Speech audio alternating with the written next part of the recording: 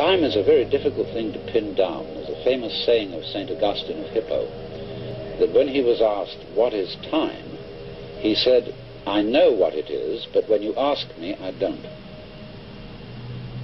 And yet it seems absolutely fundamental to our life.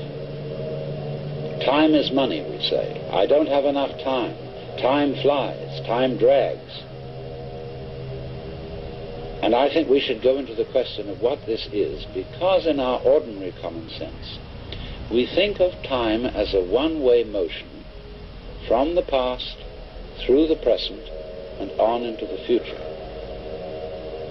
And that carries along with it another impression, which is to say that life moves from the past to the future in such a way that what happens now and what will happen is always the result of what has happened in the past. In other words, we seem to be driven along. You know, once upon a time it was fashionable in psychology for people to speak of man's and animals' instincts. That we have, for example, an instinct for survival, an instinct to make love, and so on. But nowadays that word has become unfashionable, and psychologists tend instead to use the word drives, and to speak of the need for food as a drive, the need for survival or for sex as drives. And that's a very significant word, because it's brought out, isn't it, by people who feel driven. I must say personally, if I feel hungry, I don't feel driven. Also, if I feel lusty, I don't feel driven. Because I don't say, "Oh, excuse me, but I have to eat."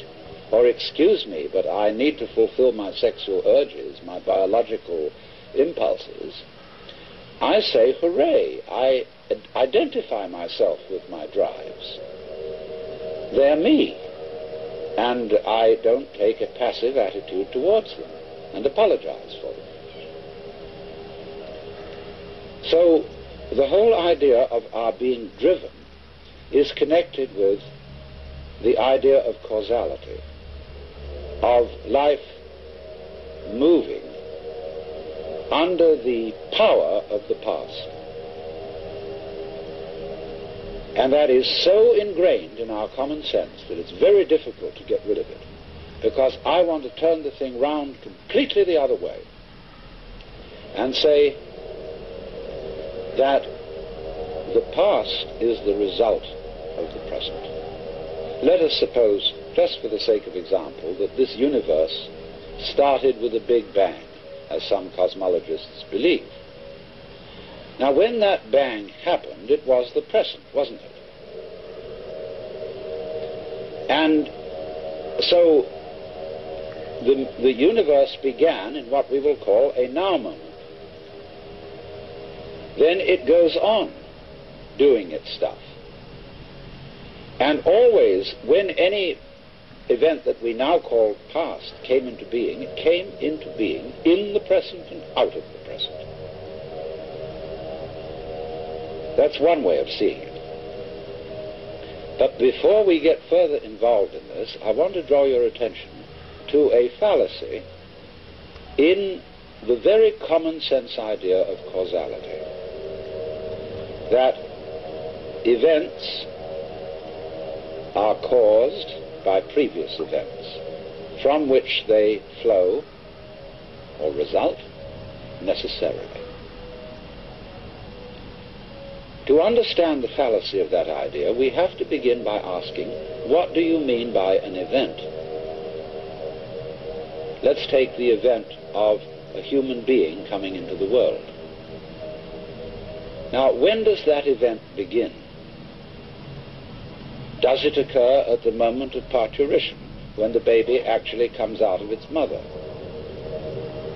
Or does the baby begin at the moment of conception? Or does the baby begin when it was an evil gleam in its father's eye? Or does a baby begin when the spermatozoa are generated in the father, or the ovum in the mother. Or could you say a baby begins when its father is born, or when its mother is born? All these things can be thought of as beginnings. But we decide, for purposes of legal registration, that a life begins at the moment of parturition. And that is a purely arbitrary decision. And it has validity only because we all agree about it.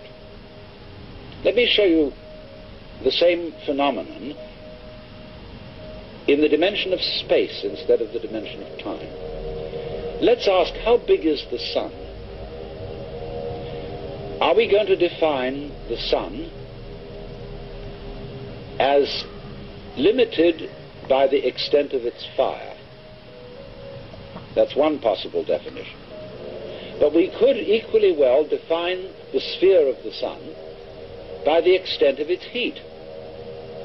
We could also define the sphere of the sun by the extent of its light. And each of these would be reasonable choices, except that it's rather difficult to keep track of the extent of its light, because we're inside it. And therefore we have arbitrarily agreed to define the sun by the limit of its visible fire. But you will see in all these, by these analogies, that how big a thing is, or how long an event is simply a matter of definition. Now, therefore, when by simple definition, for purposes of discussion, we have divided events into certain periods, we'll say the First World War began in 1914 and it ended in 1918. Now, actually, all those things which led up to the First World War started long before 1914, and the repercussions of that war have continued long beyond 1918.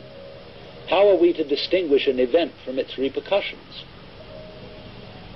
So you will see that because we have divided events from one another in this arbitrary way, we do that, and then we sort of forget we did it.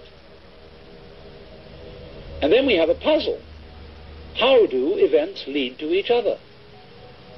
Because you see, in reality, there are no separate events. Life moves along like water. And it's all connected, as the source of a river is connected to the mouth and to the ocean. And all the events or things going on are like whirlpools in the stream. Because you go there today and you see a whirlpool. You go there tomorrow and you see a whirlpool. But it isn't the same whirlpool because all the water is changing every second. What is happening is not really what we should call a whirlpool. And you see a whirlpool. You go there tomorrow and you see a whirlpool. But it isn't the same whirlpool because all the water is changing every second. What is happening is not really what we should call a whirlpool, but rather a whirlpooling. It is an activity, not a thing. And indeed, every so-called thing can be called an event. We call, say, a house, housing. We call a mat, matting. And we could equally call a cat, a catting. So we could say the catting sat on the matting. And we would thereby have a world in which there were no things but only events. To give another illustration, a flame is something we say, there is a flame on the candle. But it would be more correct to say, there is a flaming on the candle, because the flame is a stream of hot gas. Let's take another amusing example. We say fist, and fist is a noun. And fist looks like a thing, but suddenly what happens to the fist when I open my hand? See, I was fisting. Now I'm handing it to you.